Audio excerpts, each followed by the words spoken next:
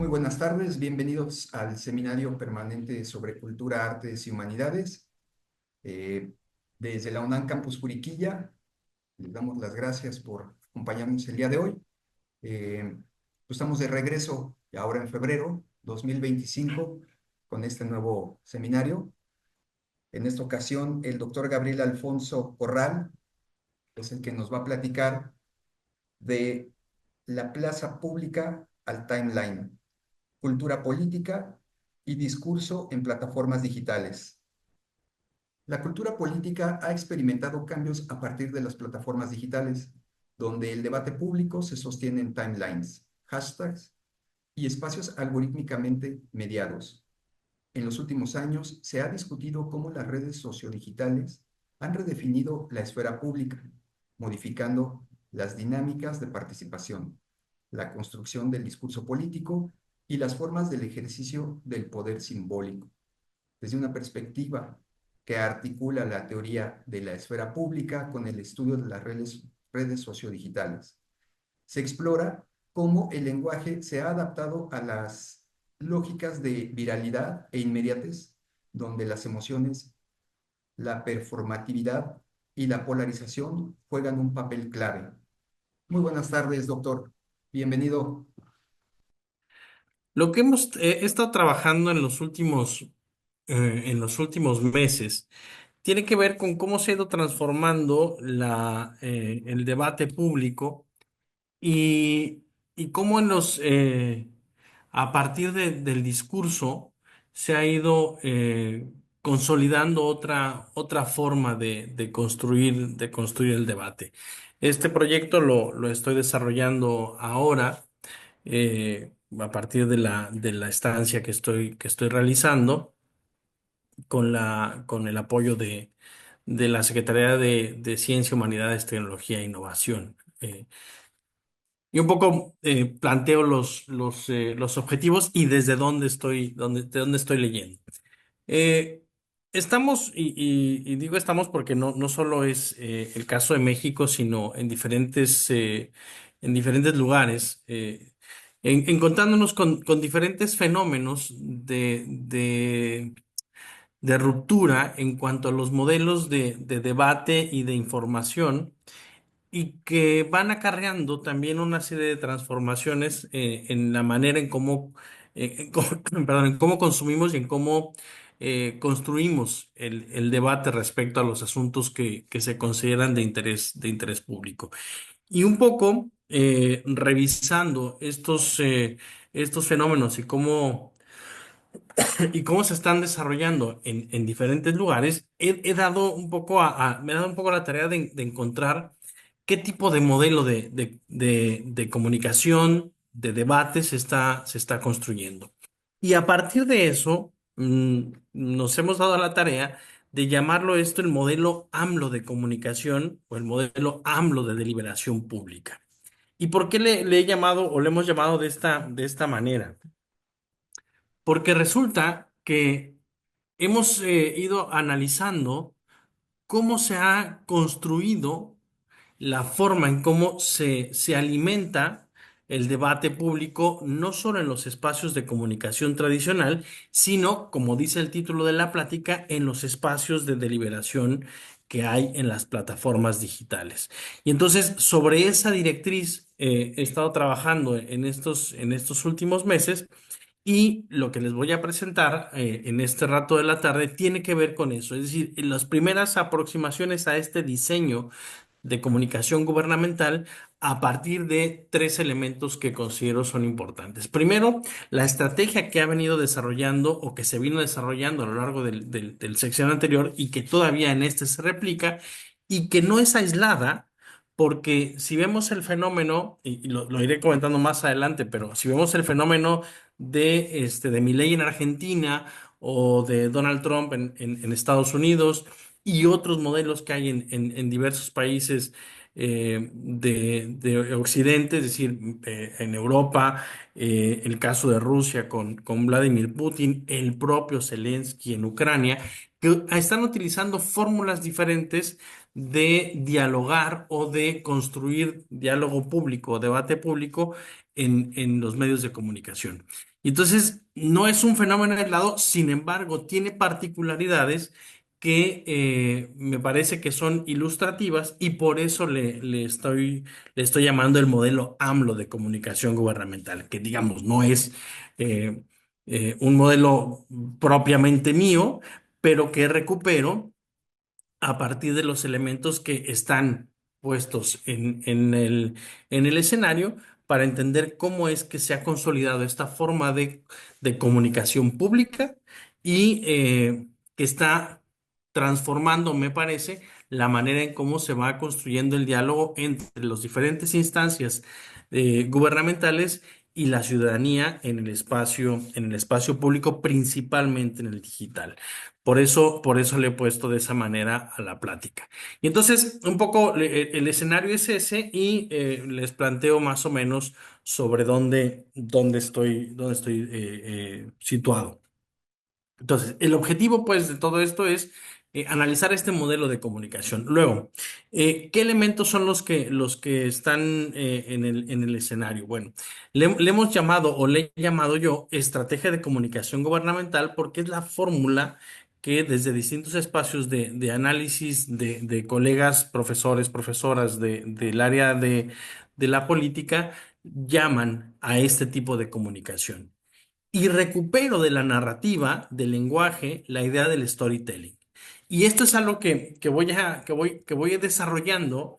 Esta es una primera aproximación, porque el storytelling viene desde las narrativas de ficción principalmente, y que representa una forma de entender a la manera de relato, a la manera de narrativa, de narrativa ficcional cómo se están construyendo los personajes y quiénes están en la escena y que forman parte de esta discusión y que son medios de comunicación, actores políticos, el propio gobierno o el propio personaje que habla y los espectadores, que en este caso seríamos nosotros, que eventualmente en las plataformas también formamos parte de la construcción de la narrativa, bien sea defendiendo a los buenos, bien sea defendiendo a los malos, según el matiz que le queramos ir poniendo.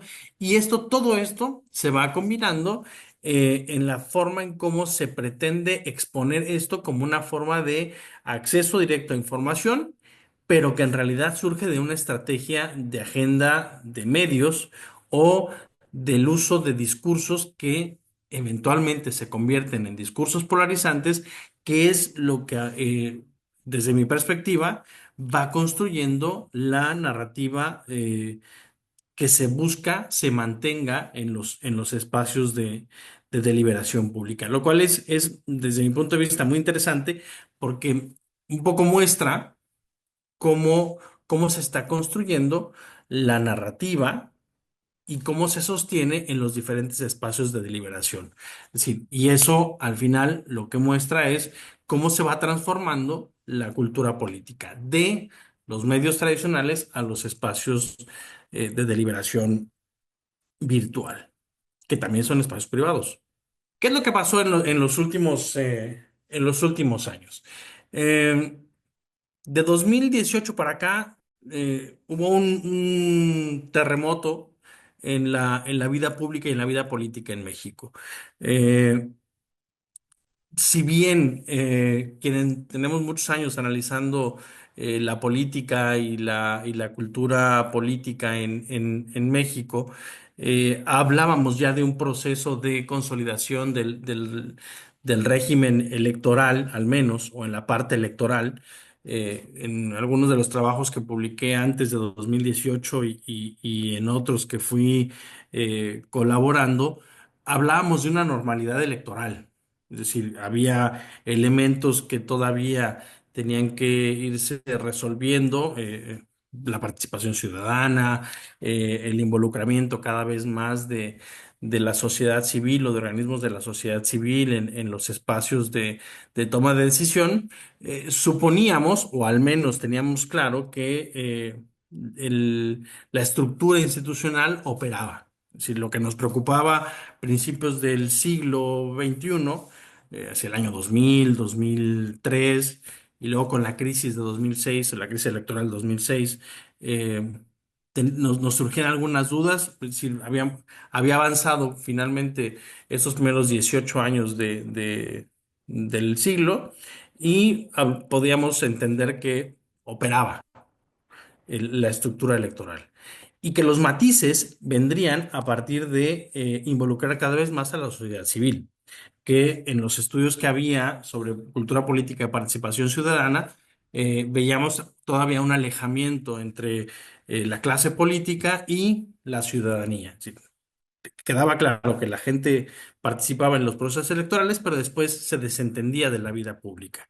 Pero en 2018, un punto y aparte, y de a poco hemos ido enfrentando una serie de retos y desafíos que todavía en este 2024-2025 observamos como retos que está atravesando el país con los cambios que hay en la estructura institucional. No solo en el INE, no solo en los espacios electorales, sino en toda la estructura institucional o en todo el andamiaje institucional del gobierno y de instituciones del Estado. No quiero entrar en debate sin polémica respecto de si las reformas a los organismos autónomos o a o al sistema judicial son positivas, negativas. Eso es, digamos, materia de otro debate. Sin embargo, forman parte de todo este contexto sociopolítico del sexenio 18-24 y que se mantiene en el arranque de este sexenio actual. Y en ello también va el tema de la difusión y de la información. Por muchos años también la discusión iba sobre si habría que transformar el modelo de difusión mediática, considerando esta búsqueda de involucrar a la ciudadanía en la participación y toma de decisiones dentro de la estructura del Estado o dentro de la estructura gubernamental. Uno de los factores que quizá eh, con más puntualidad veíamos en el arranque de este siglo y todavía en los primeros años, digamos, durante el sexenio de Fox y el sexenio de Calderón, era justamente eso, es decir, cómo los medios de comunicación permitirían que se involucrara de manera directa a la ciudadanía en la toma de decisiones a partir de un mayor acercamiento a a la información pública, independientemente del organismo que viniera. Y por mucho tiempo, digamos, la presión que ejercíamos desde la academia, desde la prensa, desde los organismos de formación de comunicadores y de la ciencia política era justamente eso. Es decir, es necesario que la ciudadanía tenga acceso directo a la información que surge de las diferentes entidades gubernamentales. Eh, Sin embargo, no veíamos también un rompimiento tan fuerte como el que hubo en este periodo. Y el rompimiento viene justo de esta forma como lo voy planteando al inicio de la plática. Es decir, el rompimiento viene porque es desde el propio gobierno o desde la propia entidad del Ejecutivo, donde viene él, se va a informar de otra manera. Es decir, quienes nos puedan escuchar o ver y en algún momento estuvieron o han estado cerca de cómo se manejaba la información en las instituciones gubernamentales, se acordarán, o quienes sean consumidores habituales de medios de información, se acordarán que viene esto acompañado de boletines de prensa, ruedas de prensa, entrevistas de manera directa, o se buscaba que los jefes de redacción tuvieran una agenda más o menos cercana, eh, que no tiene que ver pues con temas de corrupción, eso es otro tema también, eh, pero que de esa forma se construía el debate. Es decir, en las diferentes mesas editoriales o en los diferentes espacios de medios o de informativos mediáticos. Y entonces, de esa manera, cada línea editorial de cada medio iba construyendo lo que llamo yo fragmentos de realidad a partir de las líneas editoriales y del propio discurso que tenían los diferentes medios de comunicación. Pues a partir de 2018 esto fue cambiando y se fueron creando otras formas de, eh, de construir ese ida y vuelta informativo.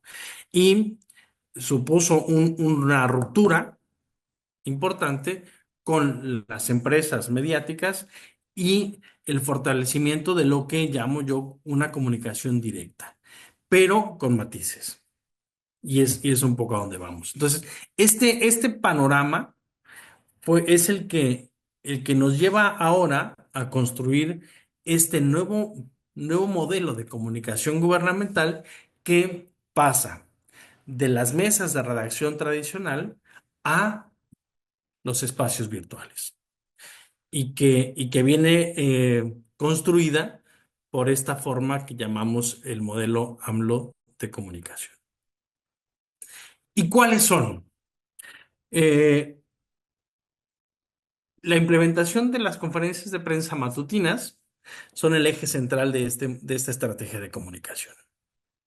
Básicamente, todos los días, como quienes estamos o vivimos en México, sabemos, a las 7:00 se presentaba el presidente de la República, todavía a la fecha, 7:30 o por ahí, la presidenta Sheinbaum lo sigue haciendo todos los días, de lunes a viernes, eh, y ahí se presenta una panorámica amplia de lo que considera, en este caso el presidente López Obrador, el estado de informativo o el estado general de la administración pública o de las estrategias gubernamentales y presenta toda una serie de datos, cifras, nombres, historias, anécdotas, es decir, una duración promedio, cada una de las conferencias de prensa de entre 2 horas y media a 3 horas.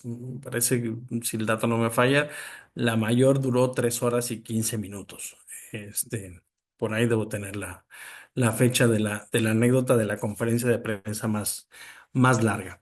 Y se habla de todo, o suponemos se habla de todo. Y están presentes una serie de reporteros que van haciendo las preguntas y que van llevando la narrativa de la conferencia de prensa. Y en esa conferencia de prensa supone el presidente, y es fundamental hablar de todo, presentar datos de todo, y los periodistas van facilitando ese diálogo y se van haciendo preguntas, se van haciendo recomendaciones de todo tipo, desde música, literatura, e infinidad de temas.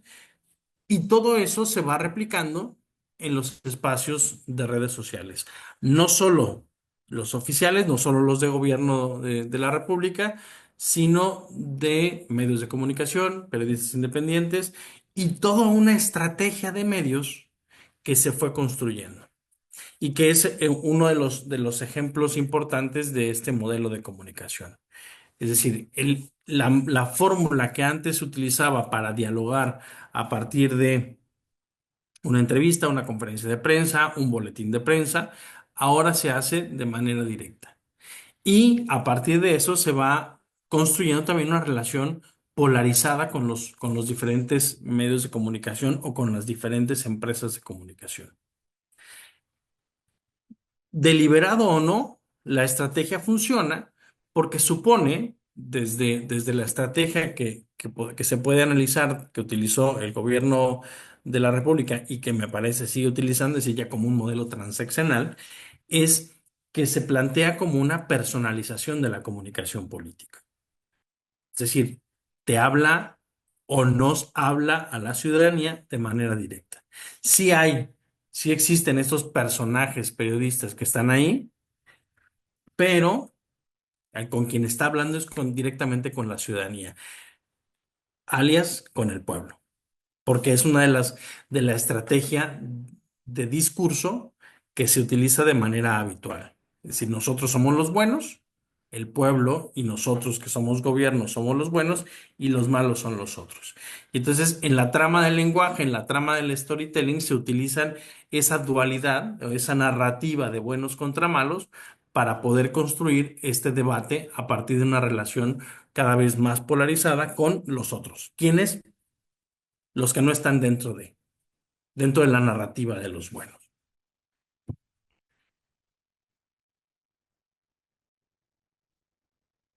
¿Y esto cómo opera? En términos conceptuales, me parece que es interesante porque va abriendo también, digamos, algunas dudas respecto de las conceptualizaciones que teníamos como muy claras hasta hace unos años. Eh, la primera, pues, es cómo se va transformando el espacio público. Hace unos años, hace ya 10 años, un poco más de 10 años, cuando empecé a trabajar con el concepto de esfera pública, eh, lo primero que debatíamos a partir de los planteamientos teóricos de Habermas, de John Thompson y de otros autores es eh, que esta esfera pública tendría que ser una esfera incluyente en el cual el diálogo o la base del diálogo a partir de la argumentación nos llevaría a establecer al menos algunos acuerdos mínimos para el sostenimiento de una sociedad democrática en la cual todos formáramos parte y todos tuviéramos la misma capacidad de deliberación, de debate y de toma de decisión. Y entonces, a partir de ahí, bueno, evidentemente es un concepto o una estructura de pensamiento profundamente moderna, en donde la racionalización de lo que nos sucede en términos públicos nos llevaría a tomar determinadas decisiones o a tomar posiciones para poder actuar conforme a nuestras convicciones. Y eso es lo que permite que existan partidos políticos, parlamentarios y toda esta serie de elementos que sabemos existen en los gobiernos que suponemos democráticos. Y a ver, no es que se haya perdido, de ninguna manera quiero decir que la democracia esté en riesgo o se esté transformando a otra cosa. Todavía yo creo que falta un rato si sucediera algo así. Nunca hablaremos en futuro, pero si sucede, estaremos muchos dispuestos a sostener un debate, al menos en los términos en los que Habermas lo plantea. Eh, pero sí supone o sí ha supuesto este modelo una ruptura con eso, porque en este caso no hay un escenario de deliberación amplia, es un espacio de información en donde hay unos contra otros. Y eso sí supone repensar cómo se está hablando, cómo se están construyendo los conceptos, cómo se están construyendo los argumentos, porque no hay, o al menos no en lo que he estado analizando, una amplitud de debate. Es decir, es la confrontación de nosotros, los buenos, contra los malos. Y esto ha supuesto también un cambio en la forma en cómo se está concentrando el discurso. Desde la mañanera, por seguir con el ejemplo que ocupa, se habla, sí, pero se habla de manera directa. Pero el personaje, en este caso, el protagonista, que es en el ejemplo el presidente López Obrador, es quien concentra el discurso. Yo decido, yo hablo, yo me encargo, yo propongo, y entonces es el personaje el que habla, el protagonista. Y toda, como si fuera perdonadme la analogía, como si fuera el superhéroe y todo su grupo del Salón de la Justicia, ¿no? Pensando en los cuentos que veíamos cuando estábamos chicos. Y eso es, digamos, lo opuesto a lo que suponíamos hace algunos años de, sí, democratizar la información, pero desde una vía mucho más institucionalizada. Y hablaba con un amigo hace unas semanas, y le decía, me siento hasta cierto punto un nostálgico de aquello, porque cuando veíamos que la transformación, utilizando la analogía con el concepto que se ha utilizado en los últimos años, eh, suponía que la ciudadanía exigiría la apertura de los medios para ciudadanizarlos, si se me permite el término, de pronto volvemos a la concentración de la información o a la concentración del discurso. Eh, no sé y esto supone también otro debate, no sé si éramos suficientemente democráticos o nunca dejamos de ser o de necesitar esa concentración no solo de discursos, sino también de toma de decisiones. Y la vuelta, haciendo un punto y seguido, es que esto ha transformado el espacio público. Sí, decía hace un rato y puede sonar contradictorio que hay cambios, sí, pero la transformación se da en que la réplica de esa concentración del discurso se lleva a otros espacios. En este caso se lleva al espacio público digital. Y a ver, ahí es donde quizá el modelo pueda tener o este dibujo que estoy haciendo del modelo pueda tener algunos huecos todavía. ¿Por qué? Lo veremos en la siguiente lámina. Al momento de hacer el diseño, ya la ilustración, vamos a decirlo así, de cómo está operando esto, los huecos que veo es que eh, la forma en cómo se lleva a los espacios de deliberación digital no son precisamente un causa-efecto, sino ya hay una supuesta eh, toma de posición por parte de quienes se llevan ese discurso a la esfera de debate o a la escena del debate. Eh, y entonces las posiciones están perfectamente claras. Y no hay, como suponíamos en un paso anterior o en un periodo anterior, una lógica de entender, leer y después debatir, sino aquí se da a partir de una posición, no quiero decir ideológica, porque no me parece que sea estrictamente ideológica, sino una posición de soy de los buenos o soy de los malos.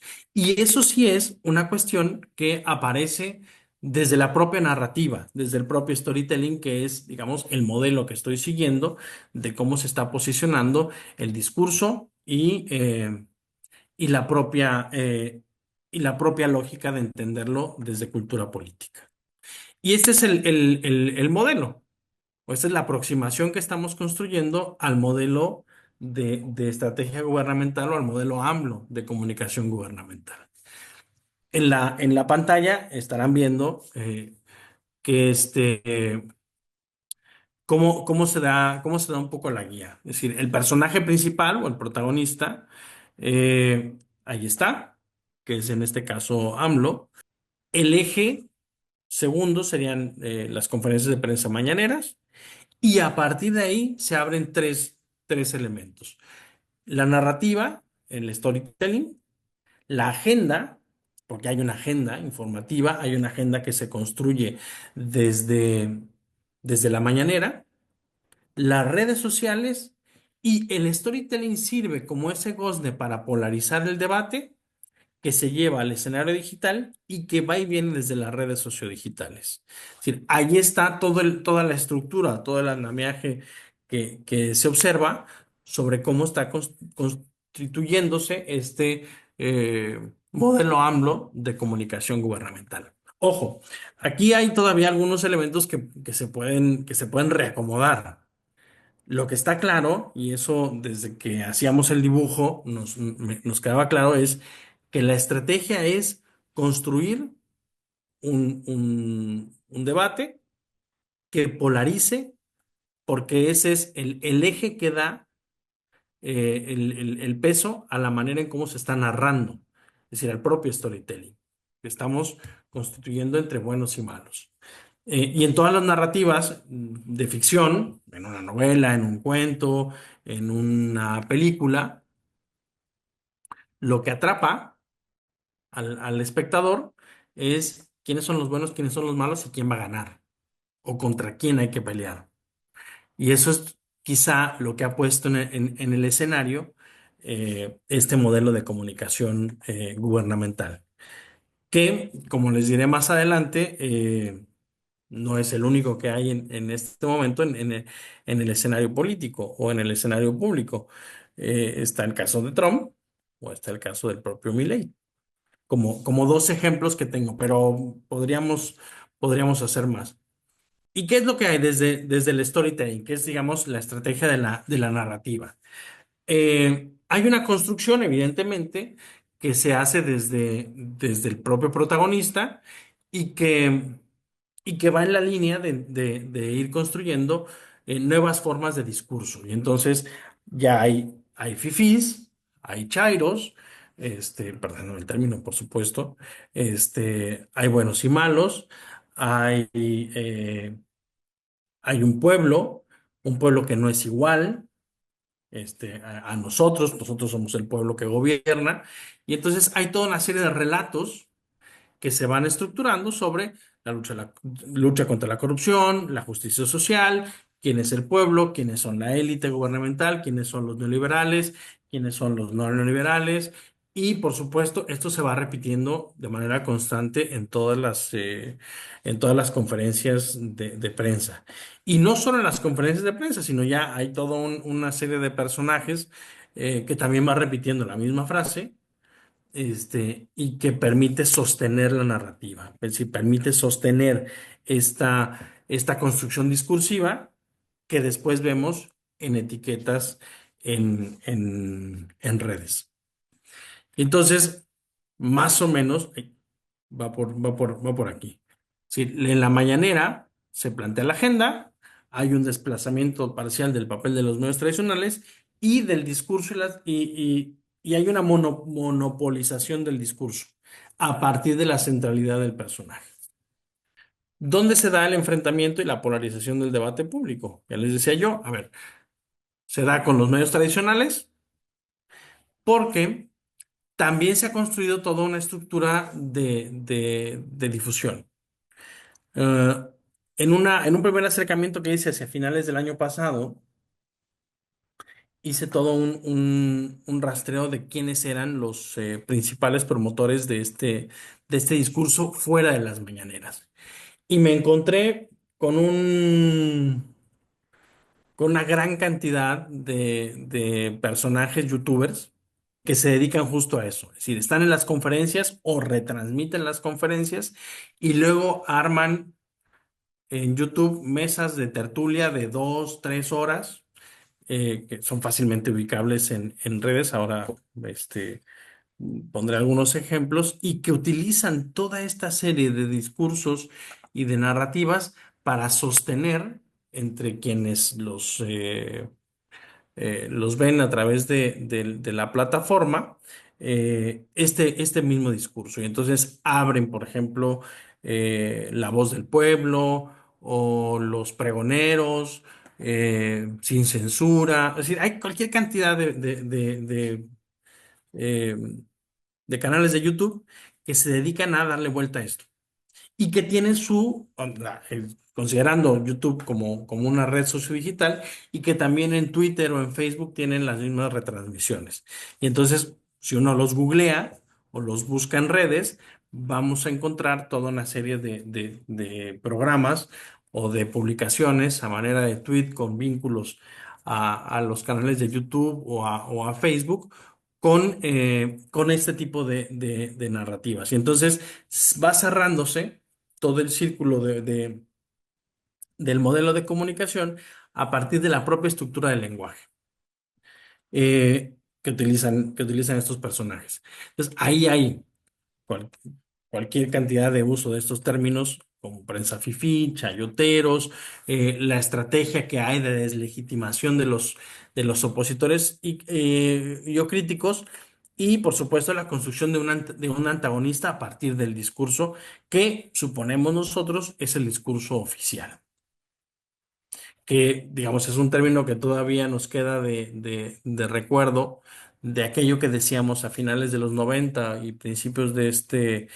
siglo XXI como el discurso que provenía del gobierno o que provenía de las entidades del Estado. Y que ahora, en los últimos años, eh, podríamos seguirle llamando discurso oficial, pero no sé si el término sigue siendo lo adecuado o sigue siendo el adecuado. Porque al final es en el que en este aparato de divulgación o difusión mediática se utiliza no solo como proveniente de la fuente oficial, sino como parte de un discurso que está ahí y que forma parte de esta estrategia narrativa para seguirnos paréntesis, contando qué es lo que sucede y qué es lo que supone, pasa, no solo dentro de la estructura gubernamental, sino en la vida cotidiana, en la vida pública, porque el pueblo es el protagonista, vamos a decirlo de esa manera. Y esa es un poco la estrategia, una de las estrategias, que son los youtuberos, que se ponen luego cuando utilizan la etiqueta en redes de youtuberos 4T.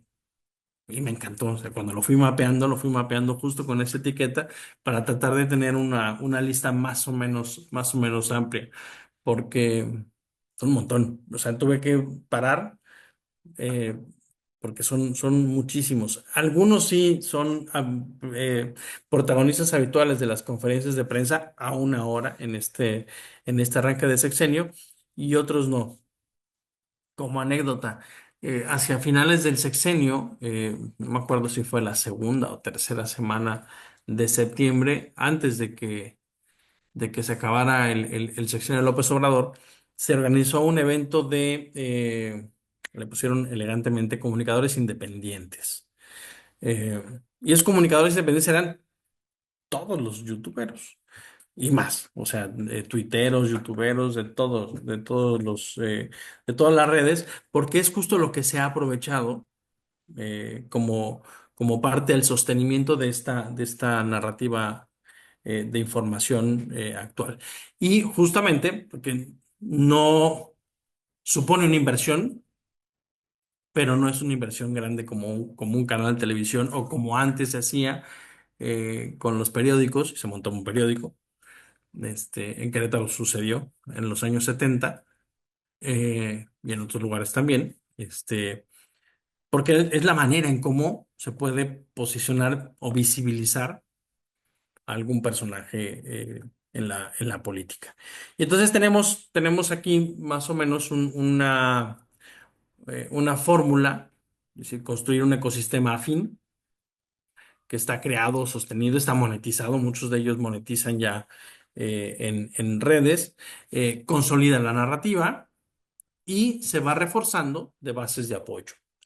Y al mismo tiempo están vinculados entre ellos, se conocen y se comparten información. Incluso luego hacen tertulias en donde hay 3, 4, 5 youtuberos. Este, en algunos casos se vinculan con medios tradicionales, que es el debate, paréntesis, que hay ahora con todos los cambios que ha habido, por ejemplo, en Canal 11 en los últimos meses. Este, quien dirige Canal 11 formó parte de este equipo, entre comillas, de youtuberos. Y bueno, pues finalmente se van vinculando también con la audiencia, con audiencias que se consideran afines.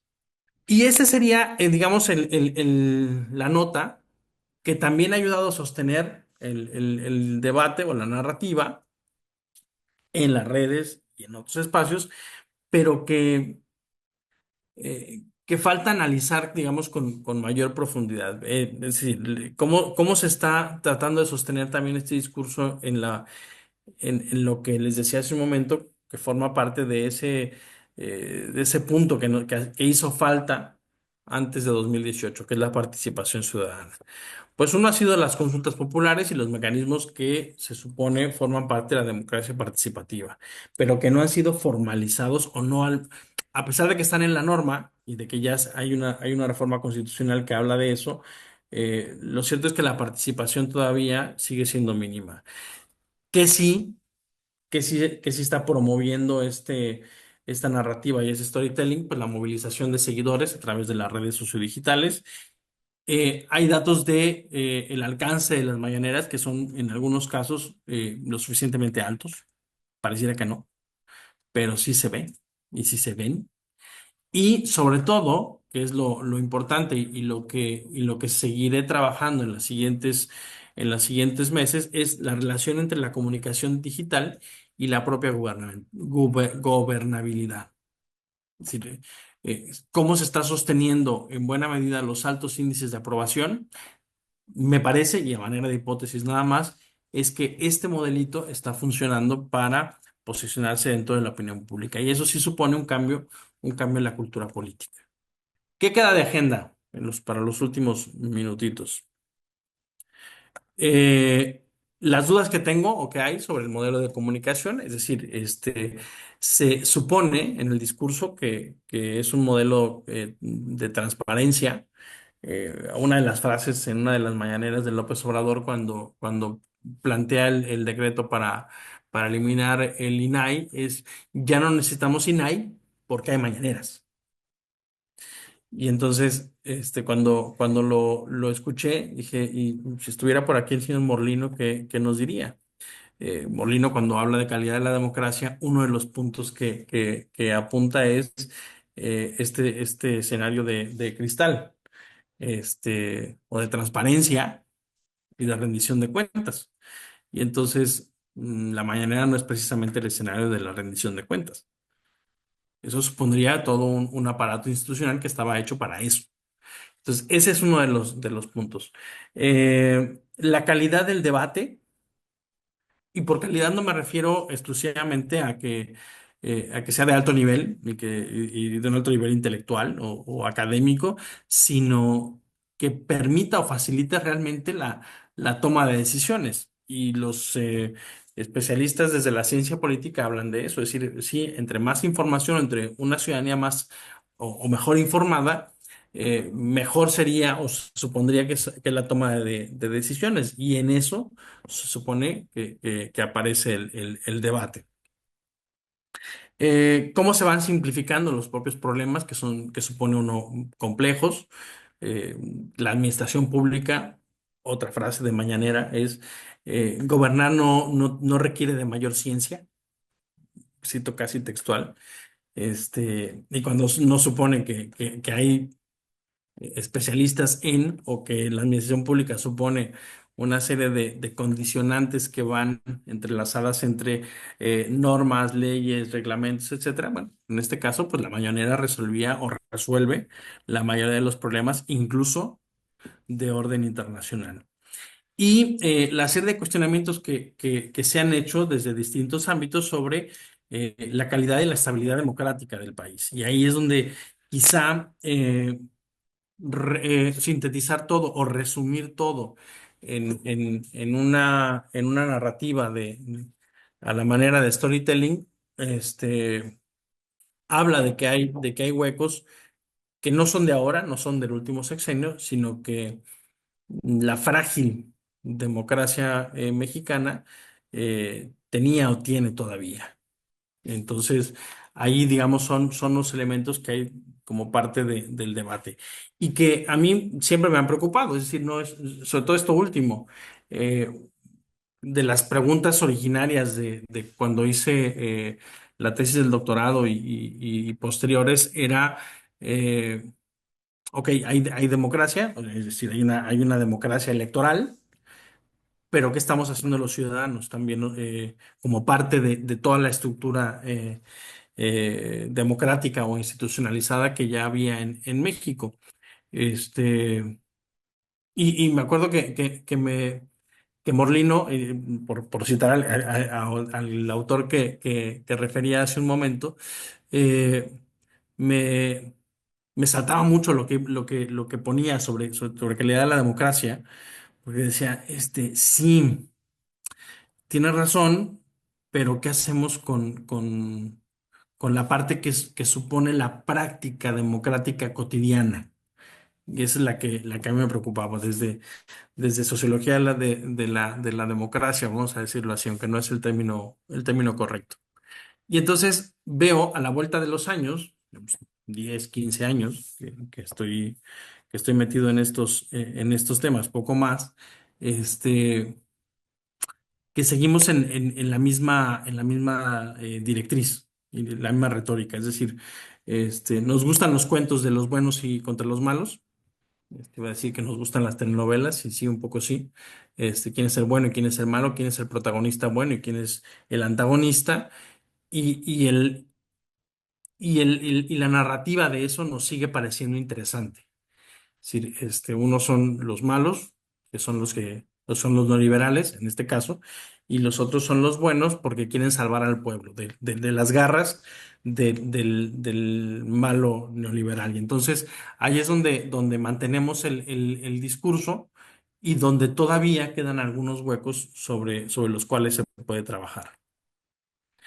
Y les decía que no es un caso aislado, es decir, supondríamos que es México porque es México. Y no necesariamente, porque vemos que en Estados Unidos está pasando algo igual. Los malos son los cárteles, en este caso ahora Europa, los chinos, en fin, encontramos de todos lados. Y con Milei también pasó lo mismo, y la motosierra y los otros, o deróguese, o etcétera. No sé, la estrategia discursiva de cada lugar también habla de cómo es y cómo es la cultura política de cada sitio. Y entonces, la pregunta, que es la que llevo ya tiempo construyéndome, es, ¿por qué están surgiendo estos personajes con narrativas similares si suponíamos que Estados Unidos era una democracia consolidada? E incluso muchos de los modelos que estudiamos en ciencia política sobre democracia venían de autores norteamericanos. Eh, Yo creo que también en Argentina tendrían mucho que cuestionarse, o bueno, pienso en el propio Guillermo O'Donnell, por ejemplo, autor argentino de ciencia política, también se colgaría de la lámpara si ve el caso de Milei, como nosotros, básicamente. Y entonces, ¿qué es lo que está pasando en la democracia occidental, o en los países occidentales en los últimos años?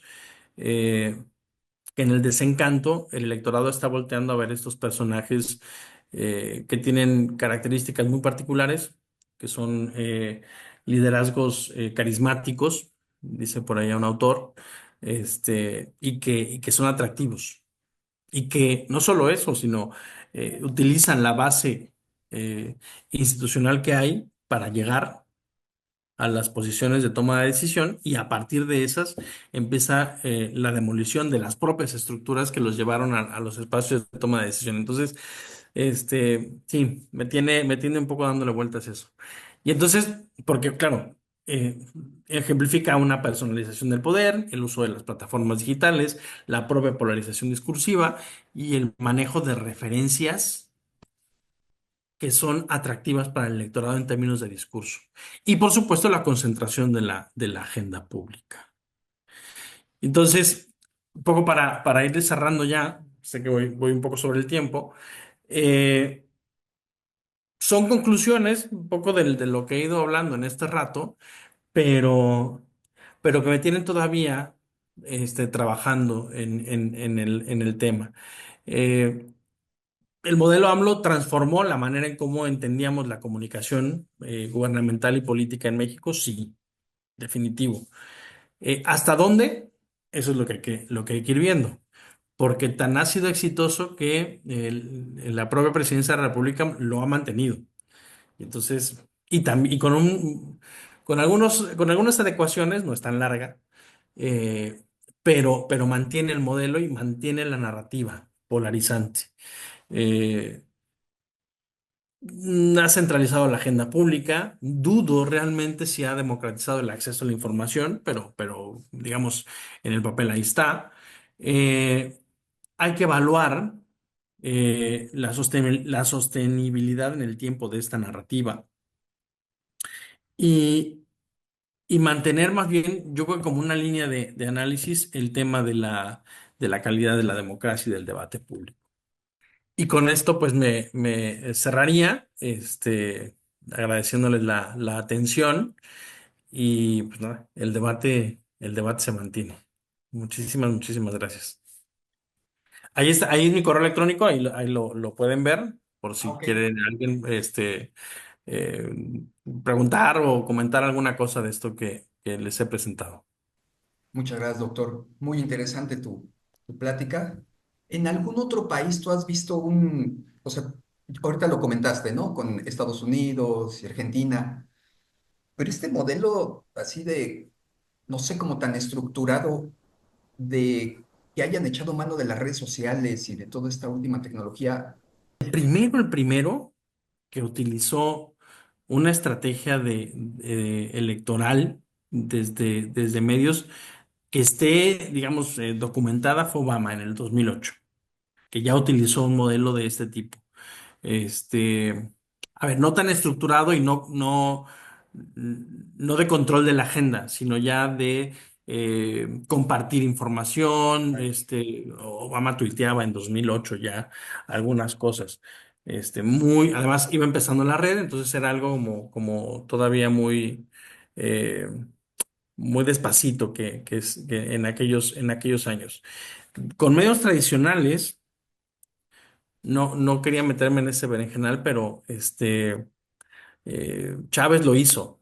Chávez tenía un programa al estilo de La Mañanera, no todos los días, creo que era una vez a la semana, que era el Aló Presidente, y tenía el mismo formato. Él hablaba. Le llegaban las preguntas o oiga, que le hablan de tal sitio y que necesitan X cosa. Ah, pues hágase, ¿no? De aquí doy la indicación y por aquí anda mi secretario de algo y le encargo que lo haga. Yo voy a ir a supervisar la obra, en el mismo tono. Este, y, y en algún otro lugar, pero no con esa estructura. Por eso, cuando lo empecemos a diseñar, ya, le voy a poner modelo AMLO de comunicación gubernamental. Y así lo he estado trabajando en los últimos dos artículos que he publicado, este, porque me parece que habría que documentar la forma en cómo, me dicen compañeros aquí, ¿cómo es posible que todos los días a las 7 de la mañana, 3 horas? Pues es que sí, sí sucede así. Sí, bueno, o sea, porque aquí lo ven como, pues es que es un riesgo, o sea, se está arriesgando el presidente a que lo increpen, a que le digan algo, este, y sí es cierto, es decir, a la manera antigua, los gabinetes de comunicación, las unidades de comunicación social, lo que hacían era cuidar al funcionario, es decir, veían que de pronto se ponía tensa la entrevista y van interviniendo para cortar o, oye, en otro momento, o no tengo la información, y entonces salía del escenario o salía de la entrevista. Y en ese caso, no. Muchas de las decisiones gubernamentales se tomaron allí o se siguen tomando ahí. Entonces, es interesante y para nosotros, desde la praxis de la vida pública, pues supone también una forma distinta de hablar, de construir nuestro diálogo en las plataformas y y de entender de otra manera la política. Y eso, bueno, para mí supone un, un- un- todo un reto,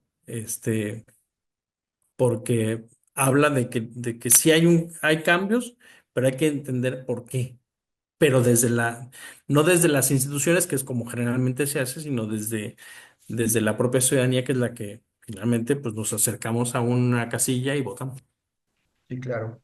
Pues yo pienso, tal cual lo expones, fue una evolución, ¿no? Toda esta cuestión de medios, toda esta cuestión de uso de Sí, herramientas. O sea, sí, sí, digo, no sé si para bien o para mal.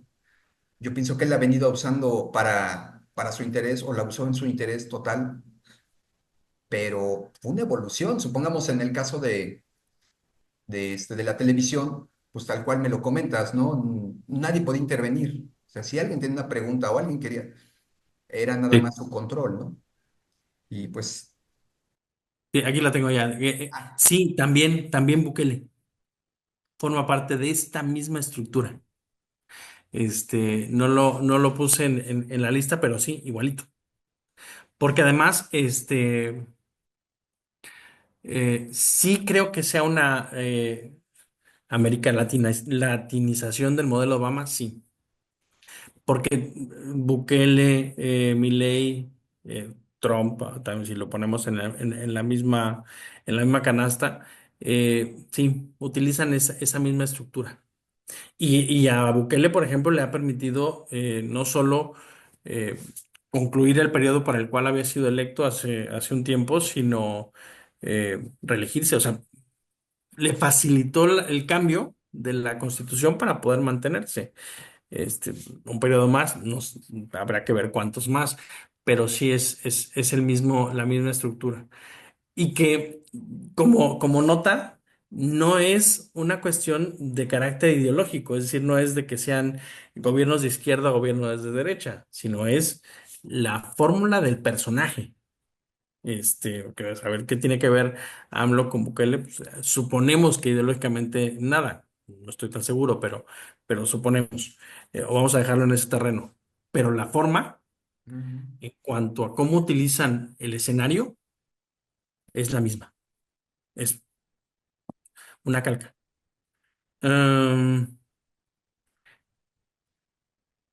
Habría que ver si es en realidad una forma de adelantada o aventajada del modelo de Obama. Eh, Porque hay cuestiones que sí son similares y otras que no, con el caso de la segunda pregunta que me planteas. Mm, Porque Obama no tenía esa rutina, no solo de las mañaneras, sino de la polarización narrativa. Cosa que sí, por ejemplo, utilizó en su momento Chávez y han utilizado los otros. Bukele con las pandillas, Milei con los peronistas, este, y aquí pues con los neoliberales, lo que eso significa. Entonces, es el uso de las redes, sí, pero de otra manera. En este caso es contando una historia, utilizando una narrativa de quiénes son unos y quiénes son los otros, quiénes son los personajes secundarios, quiénes son los personajes principales. Y justo lo que estamos trabajando ya en estos días es esa, eh, digamos, eh, perdón el término, pero es el que se me ocurre, desmenuzando un poco quiénes son los que aparecen en los cuentos para hacer todo un listado de personajes. Y entonces caracterizarlos, ¿no? Estos son los buenos, estos son los personajes secundarios, estos son los malos, cómo están entretejida la historia. Entonces estamos justamente en eso para otro capítulo del libro, y que ahí vamos a ir encontrando otra forma. Mira, Eh, hay otra pregunta, o bueno, sí, también el caso de Zelensky, justo lo decía hace un rato. Me parece cuando empezamos, eh, porque él sí, además, él venía de la tele, personaje ya conocido en Ucrania desde la televisión, y se ha valido justamente de ese escenario. A ver, no es políticamente correcto decirlo, porque lo de Ucrania tiene muchas aristas, pero sí, también está dentro de ese mismo listado de personajes. Ahí, además, la coyuntura fue diferente porque venían justo de una crisis de gobierno dura hace unos 10 años en Ucrania.